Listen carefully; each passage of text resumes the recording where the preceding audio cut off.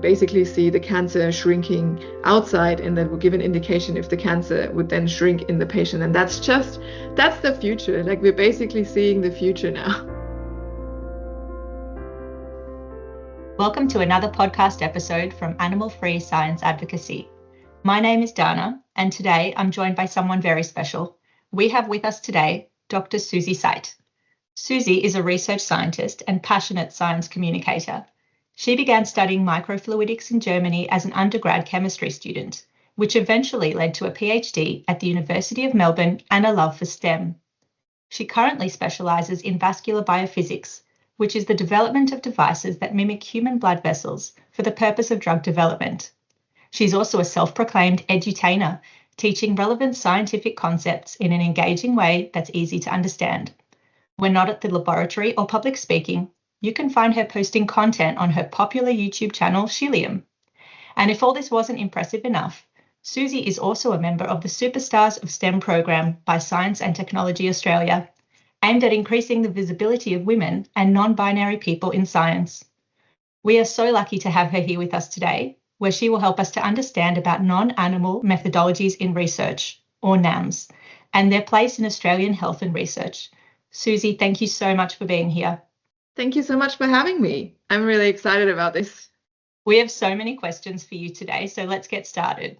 Go for it. Great. You've been studying chemistry for over a decade now, with a focus on microfluidics. Can you explain in simple terms what exactly that is and how it's led you to non-animal methods of research? Yeah, of course. That's probably one of my favorite topics to talk about, to be honest. Microfluidics in general, the Q is a little bit in the name. So the word microfluidics is put together by two different words. The first term is micron, micro, which is an indication that we are dealing with systems in the size dimension of micrometers. So about the width of your hair, width of a few hairs, if you want to have a real life, comparison to that. And then the second part, fluidics, just comes in because we're dealing with fluids and the manipulation of fluids in these systems.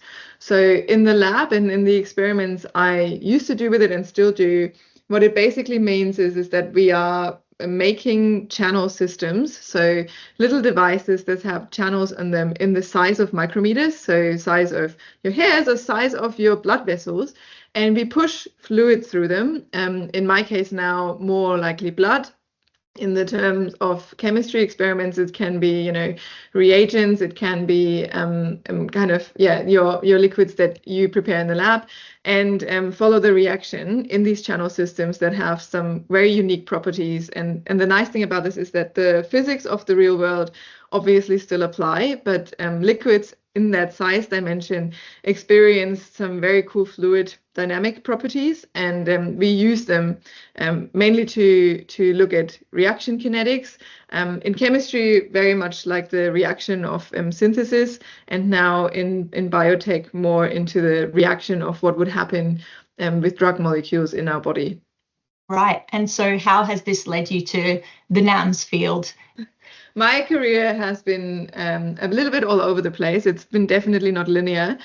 So I started with this research coming from a chemistry degree, physical chemistry to be precise, and nanoscience. And I have had a few jobs in between where I've used this very much for chemical synthesis reactions, and looking at very fast reactions and basically designing these devices so they fit my purpose. So I wanted to look at something specific, and I designed these devices, these channel systems, these little labyrinths of fluids, the way I wanted to control my liquids and what I wanted to get out of it, and that can be fairly intricate and fairly advanced. And fortunately for me, I've got some pretty good results, and that led me to having a postdoc where I use these devices to look at hydrogen storage, as well as a job at the synchrotron where I've used them more and more for also biological research. And I guess it sparked the interest in what can we use this technology for, what can we use these devices for if we put this to an extreme. And because these channels are so neatly in the size of our blood vessels, in the size of some of the, organ capacity that we see in our body, some parts of organs, animal replacement strategies and technologies were very up and coming. And so now we see more and more that these devices can be used to simulate, some capacity and some functionality of organs, some capacity, the functionality of our blood vessels, as well as in some cases just as a culture environment for human cells that are harvested, which is just really neat. And I was really interested in that. So I found a job and now work in industry using these technologies for the reduction and replacement of animals and studying things outside of full organisms. That's absolutely fascinating. I'm sure a lot of people will be shocked to hear that that's your actual day-to-day. How cool. And in the same regard, I think a lot of people would say, well, when it comes to animal research, we don't have alternatives. But the truth is, there are many kinds of alternatives, and they don't only exist, they're readily available. So could you tell us a little bit more about some of the most common alternatives out there? Yeah, totally. So I think it is hard for people to grasp the extent of it because unfortunately, non-animal models or new, methodologies in this regard don't often get the attention that they deserve, in my opinion. And so it's really good to see that there's more and more, not just publications coming out or submissions with them coming out, but also more media uptake of it. And I think one of the main ones that at least I've seen a lot come out recently is probably liver on a chip. So when we talk about, how much of these are ready to be used and how many of them are actually used, there's a few companies now that are developing what's called liver organs on chip in their labs, and they're using them for a few different studies. So some of them are very much in the toxicology space. So is, new drugs that are developed, are they safe? Are they toxic to human cells? But a lot of them are also for looking at biodistribution. So where do the drug go when they come into your body? And the liver is a great organ for it because it is basically the filter organ of our body. Everything that or most things that we take in will be coming through the liver, and it has to pass that to be going where it should be if the target organ is not the liver. And so a lot of the time, it's kind of like the barrier organ if things go where they should go. And I've seen a lot of companies very heavily invest in them and also trying to get them verified so that the FDA submissions will become easier. And, the data has, I would say, probably a scientific standard in it. And so, yeah, that's probably one of the main ones. There is a lot other ones. So it depends very much on, what you look at in the space and where, particularly in medical research, where they are targeting. So I know of a lot of other organs that are developed. Some cool ones are definitely hearts, because you can actually get, heart cells that start beating on their own. So they have this as an intrinsic property that they beat like a beating heart once you culture them. You should actually, I highly recommend every listener of this to go online and look at, heart on a chip or beating heart cells. It's fascinating to watch. So you just culture them and eventually they start having this, rhythmic pulsation of them. It's just really cool to see. Yeah. Same goes for lung on a chip. So lung on a chip is one of the ones that are really hard to get right, but when you get it right, it's a very powerful method because you have an interface from your blood lumen, so the blood side of your cells, to air, which is, usually our cells don't like air that much, but in our lung they're exposed to air all of the time, so they grow them on an interface.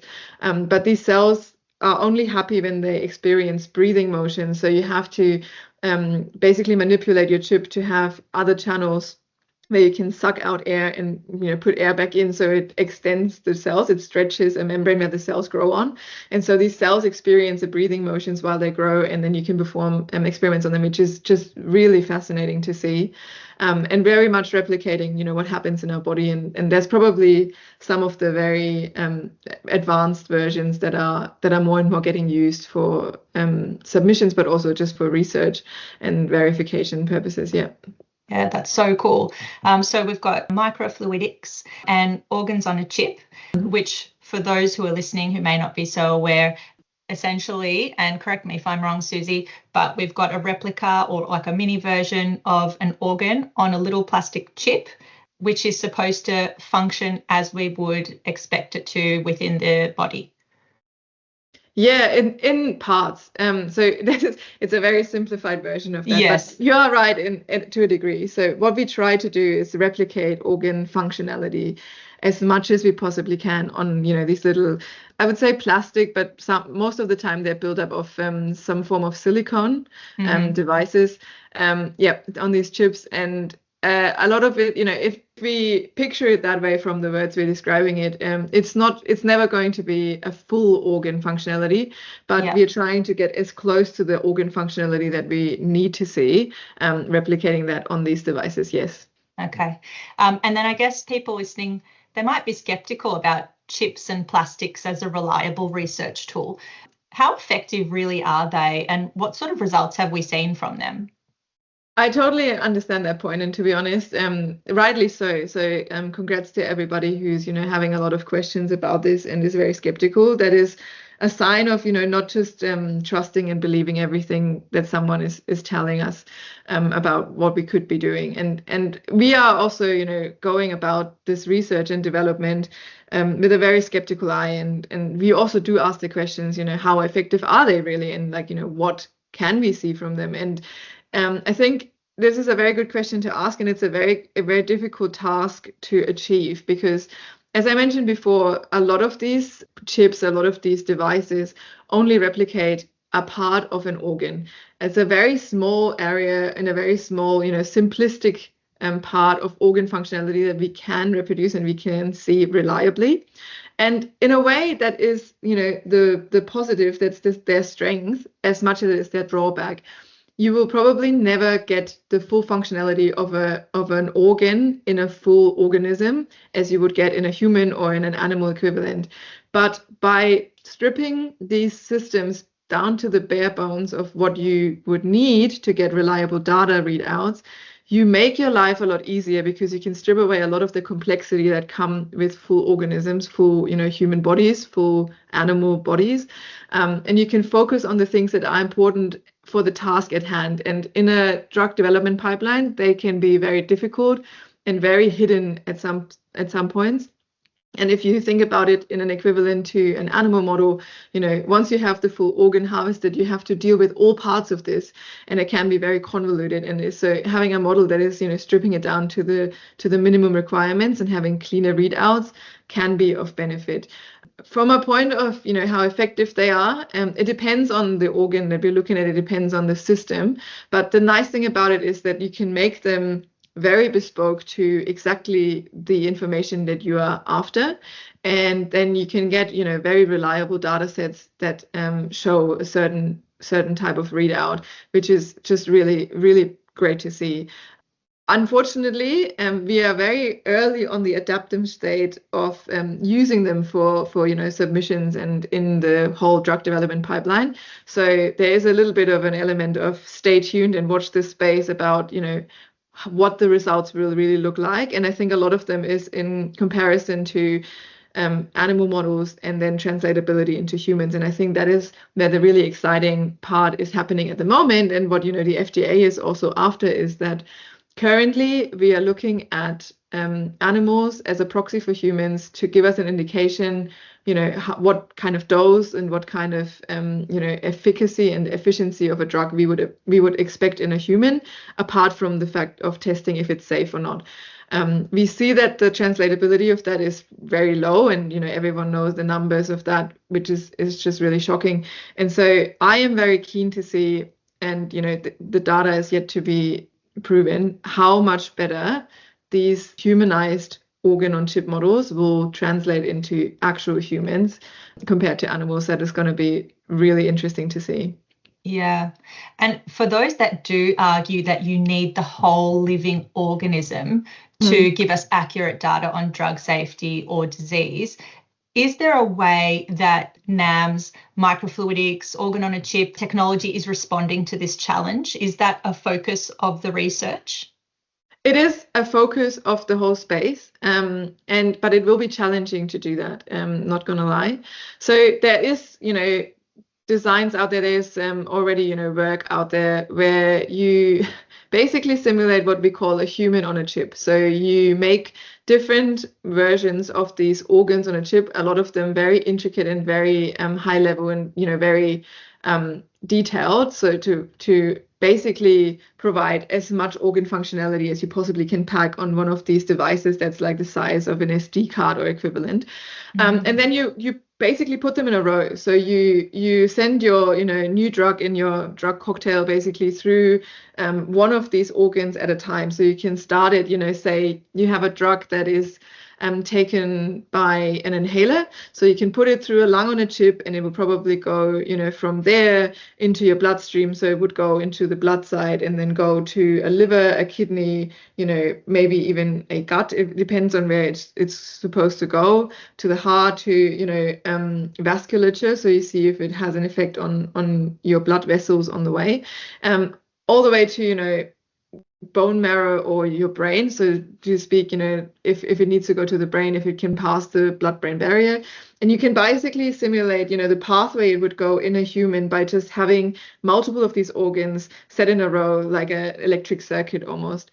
Will this forever, eventually replace animals? I am not sure. And I'm very skeptical about this because there is a big element of, what you get out of a whole organism and also how much you rely on this. That might be the future.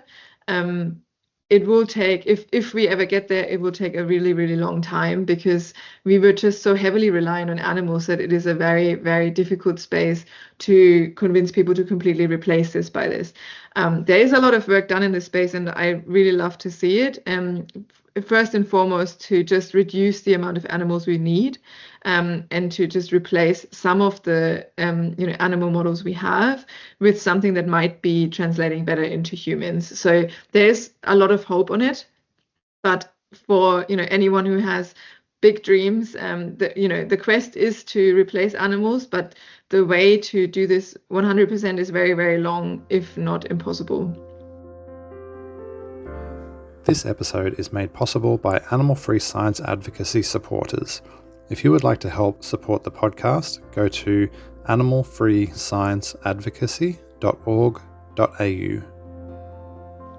And now you did touch on this earlier, mentioning that NAMs can be used for specific patients. So that means that essentially we can develop personalized treatments for those patients.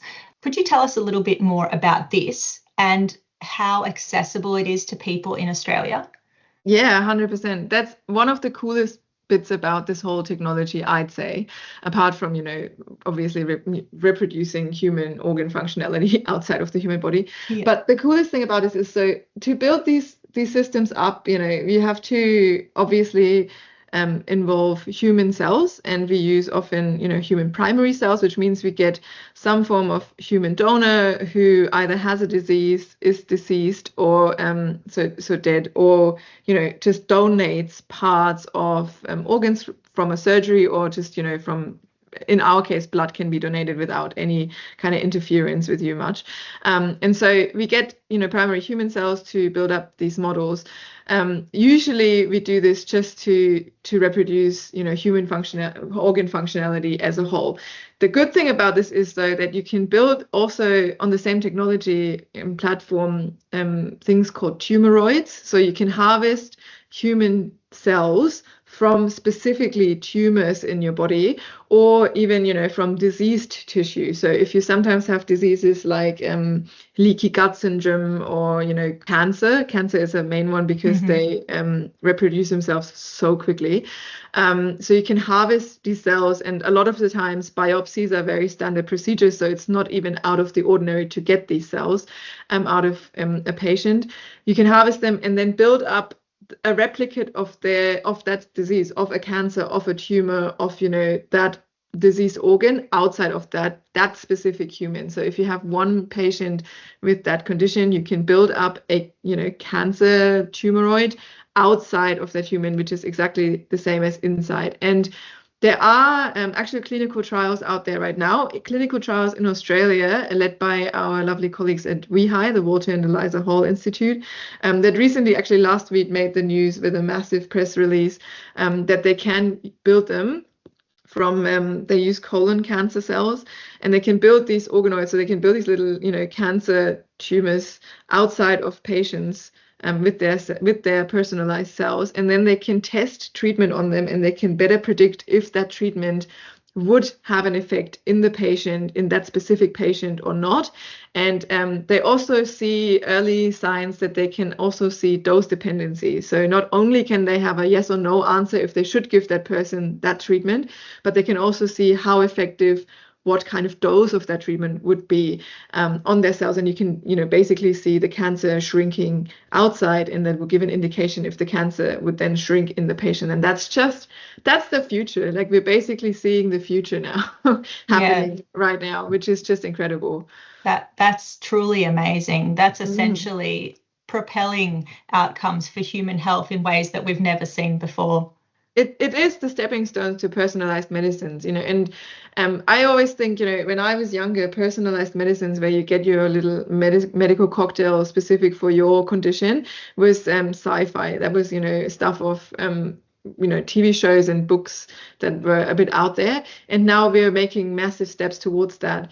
Having said that, that is not something where, everyone gets all their organ cells taken out, biopsy of that, and then, build up all their organs and test it if all the supplements are helping. We're far away from that, because it's still quite a laborious process, and it takes a lot of effort. But even though I wish nobody any bad conditions, there is hope for some conditions to have more effective treatments with this, and we're seeing it now in clinical trials, which is really great, and in a good way. So we're seeing it in clinical trials, and it works. So that is just, that's a jackpot, really.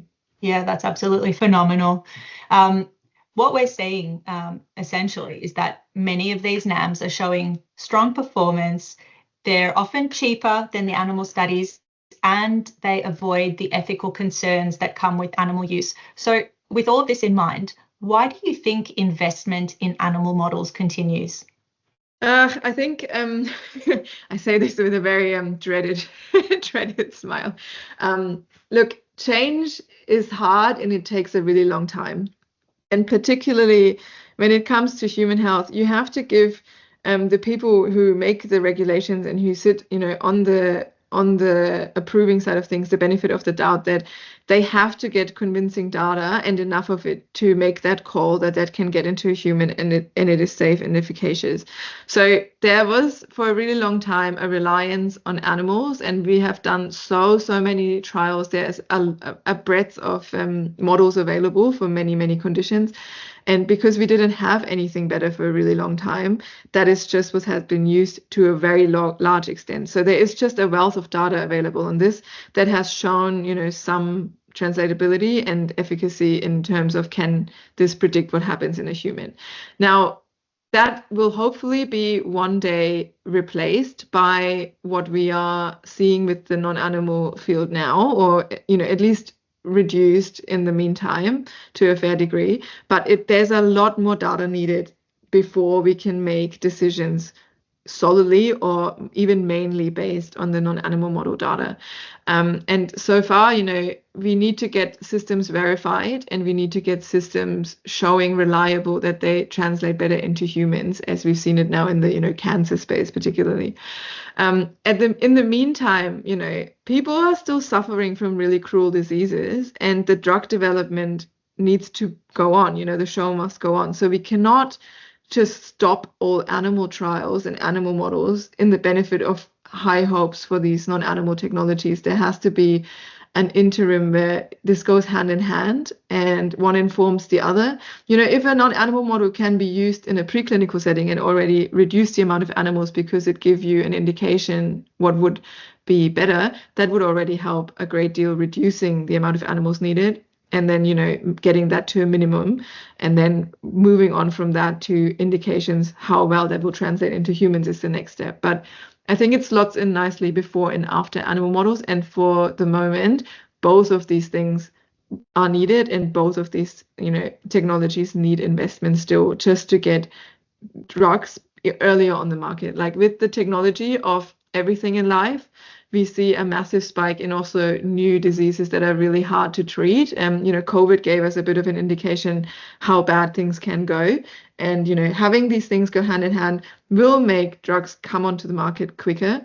And that is to the benefit of all of us. So yeah.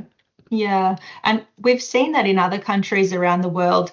There is a shift in culture happening with increasingly more attention and funding being directed towards NAMs. Just this month in the US, we saw the NIH, FDA and EPA announce landmark plans to transition away from animal research. So how do you think this is going to influence the global research community? And could this be a driver for change here in Australia?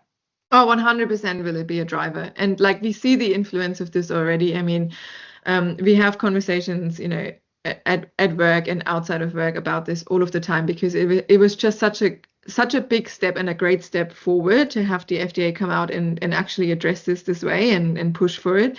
And then also following up, with an NIH statement about funding towards it, like directed towards it in an increased manner, is just fantastic to see. And this is exactly what we need. The incentive has to come from different angles. There has to be an incentive from a political side. There has to be an incentive from a, public side, as just the ask for reducing animal models. But there has to be an incentive from the regulatory side as well, and from, in hand with political governance. But they're all great news. I think it shifts in culture, because I think more and more people are aware, how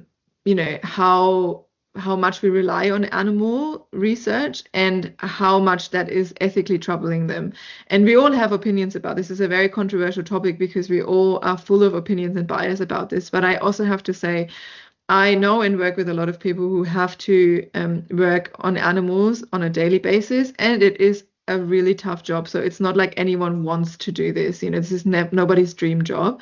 Unfortunately, it has to be done.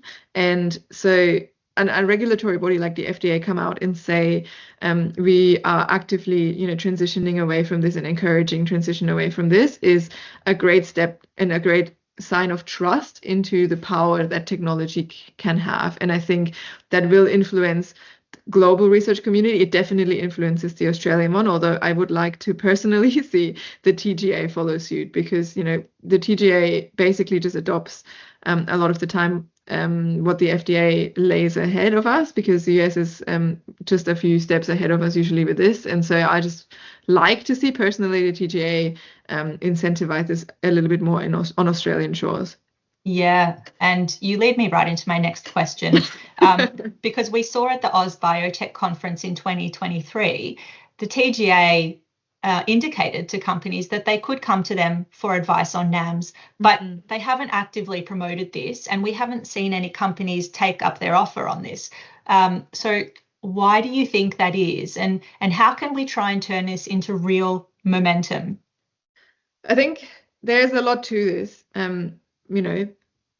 If you think about what it takes to put this in place from a research and company and governance perspective, you kind of encounter this situation where the snake bites itself in the tail, because there's a lot of people in all types of position, all the way from the lab to leadership and executive positions and government positions, that would like to see this take flight and really work. But at the same time, there needs to be an increasing amount of work done to show this data. And until it is shown and verified that this works, not a lot of governing bodies want to put money towards it. And so, that was the problem that we had for a really long time, that academia got some funding for it, although not a lot. And they did the best they can, but their models are very specific to, what the research question is. And unfortunately, research questions don't often align with what industry questions are. And so you have to have some form of, translatability, I guess, even from these models from an academic lab into an industry lab. And if nobody puts the effort and the money and, manpower, for lack of a better word, behind this, you just don't see that. And so and then you can't get this verified, because really only a lot of industry companies who got drugs on the market have the data to show, what the outcome of specific models would be, and then, could verify this to these non-animal models. And so there was always this like loop of it's not getting translated because, there's no trust in it, but the trust can't be built because it's not done. The data is not done, and there's no incentive to do it. And so, the TGA in that regard, saying, companies can seek advice, we're just following what the FDA put out in the last reform, which is that, FDA submissions could then be made with animal data and, accompanied by non-animal model data. And so the TGA kind of had to come out and say, well, if you want to know more about this, we would be happy to accept this data as well. But what I see is the biggest problem in this is that there's no central source of information. And it's a real issue because if there's people who have never heard of this, they don't know where to look it up. And if there is people that have heard of it, like, the likes of myself and my colleagues, it's very hard to make a point on how powerful this is because there's no unified source of information where you can look up which models have actually been used for submissions. And so what you're left with is you kind of have to trail it back to the companies that have verified models or are on the way to have verified models who are involved with, companies who did FDA submissions, who, did TGA submissions on the basis of that specific model. And if they can have information on that on their website. So you're kind of like hunting the internet down on the companies that offer these models as a, fee for service kind of scenario. And if they have some kind of use cases or case scenarios, best case scenarios about how they can be used on their website, that might include FDA submissions. And it really is a lack of communication to show the real power of this, I think. Yeah. And it sounds like the regulators play a major role in overcoming a lot of these barriers. Yes, they really do. And, if you ask them about it, I'm not sure if I say this on the record, but I was at a workshop where a representative from the TGA was there, and we were asking the questions, why there is no more unified source of information on this and why there is no incentive to, use them more than animal models or include them more with animal models for submissions. And that individual said that it was male. He only just recently heard of the technology and had to read up on it. And I was blown away because this technology is around for a really long time. Like we're talking decades. And the fact that, representatives from the TGA haven't heard of that for such a long time is probably also a little bit, our fault. And with ours, I mean, people like me who work in the field, because clearly the communication hasn't been as openly and as widely as it maybe should be. And so, opportunities like this right now, talking to you guys and getting the word out is probably one step in the direction of getting this whole topic, the whole technology, a little bit more attention. Yeah, it sounds like we have an issue of funding, an issue of communication, an issue of education, and also this shift in culture that's needed. So it sounds like if all of these things come together, we can create this momentum and hopefully see a real transition away from animal use and towards NAMs as an ethical alternative. I would hope so. That's definitely very high up on my wish list in life. Yeah. And I will I'm trying my best to, live by my words and push this every day. There's a lot of hurdles to be encountered, and we can only overcome them once we're there. But I definitely think that statements like the one from the FDA and funding, like the plan from the NIH and then the according roadmaps in place, even though they will take a long time, is the step in the right direction, and big steps as well. And so I'm really hoping that having this now happening in the US mainly will send a global message to really bring this shift along. Oh, fingers crossed. Now, you were selected for the Superstars of STEM program, which is a program that challenges gender assumptions about who can work in science by supporting women and non-binary STEM experts. We know that women make up the majority of people who support animal welfare organisations like ours. Do you think that the growing prominence of women in science is helping to advance the transition away from animal use in research? Oh, it's a good question, that. I think so, but I think it is because, how do I phrase this in the nicest way? I think coming in with like these non-animal technologies and non-animal models is something that is very far away in a way from what was the norm, was the status quo for a really long time. The standard for drug development was we develop it in the lab, we test it on cells, then we put it into animals, then we put it into humans. Now, this is a very long process, very broken down to the bare minimum, and there's a long process behind this, but that's the way we go. I sometimes think that the more diversity there is in big meeting rooms where big decisions are made, the more these new technologies also become relevant, because I think diversity in thought and diversity in opinion means that there might be suggestions brought to the table that might otherwise not be there. And that's not to say that an executive leadership board without women would never consider non-animal models, but I would like to think that the more, I guess, diverse voices, the more new voices are being brought into it, the more these technologies that are very young still in their tracks become relevant and become, a topic of conversation, and that's exactly what leads to a change.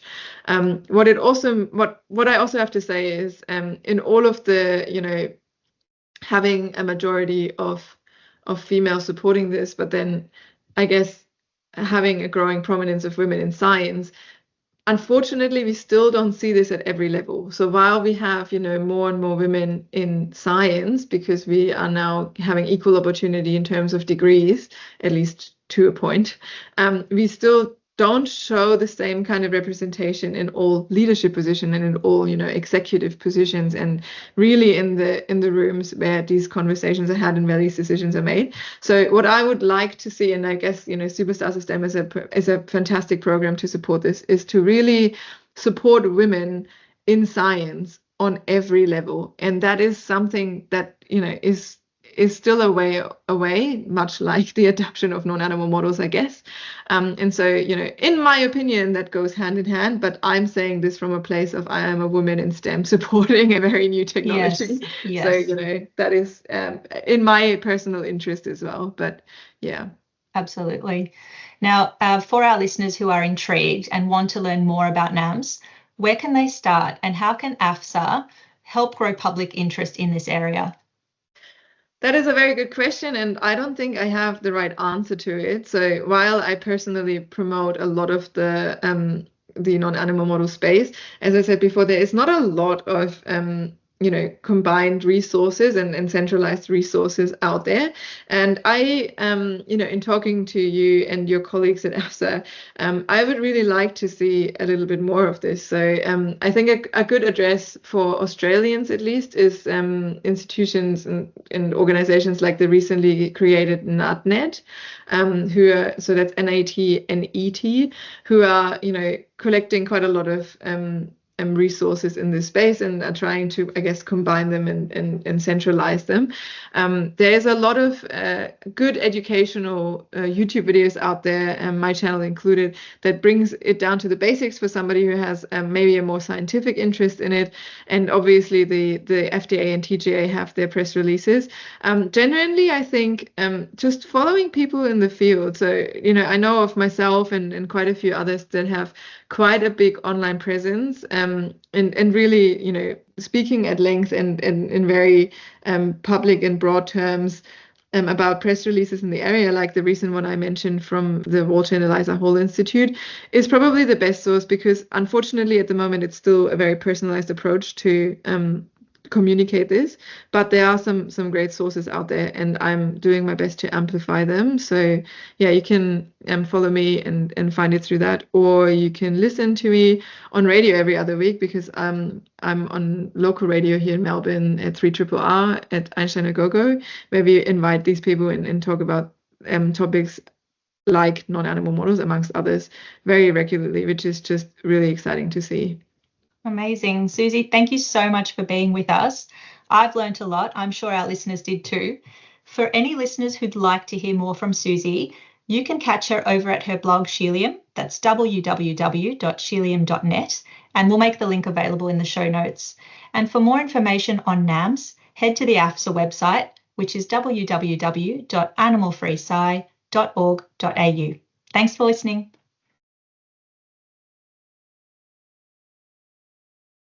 All right.